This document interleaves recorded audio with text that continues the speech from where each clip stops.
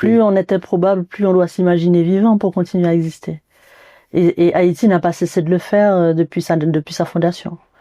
C'est-à-dire que c'est assez improbable qu'un pays qui vient d'être fondé donne naissance à la première revue littéraire et scientifique des Amériques. Et pourtant, c'est ce qui est arrivé en Haïti. C'est assez improbable qu'un pays à peine fondé, avec une population très peu alphabétisée, commence d'emblée à produire une des littératures francophones les plus importantes du 19e et du 20e siècle. Et pourtant, c'est ce qui s'est passé. Et c'est assez improbable qu'un pays qui a très peu d'académies d'art soit littéralement couvert de peintures, de tableaux, de sculptures. Et pourtant, c'est ce qui se passe toujours en Haïti. Donc il y a une urgence vraiment. Yannick Laez, dans sa grande conférence au Collège de France, disait qu'il y avait une urgence d'habiter. Moi, j'aimerais continuer cette idée en disant qu'il y a une urgence même d'exister dans l'expérience haïtienne.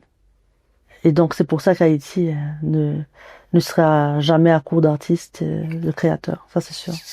Ça fait penser à la salamandre qui ne peut prospérer que dans la proximité du feu et au milieu du brasier. Oui, mais attends, oui, c'est une bonne analogie parce que le brasier peut être lu dans les deux sens.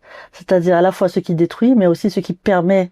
Le foyer, la lumière. La lumière, oui. La lumière qui détruit, mais oui. la lumière qui... Oui. Et voilà. Qui féconde. Oui, tout à fait.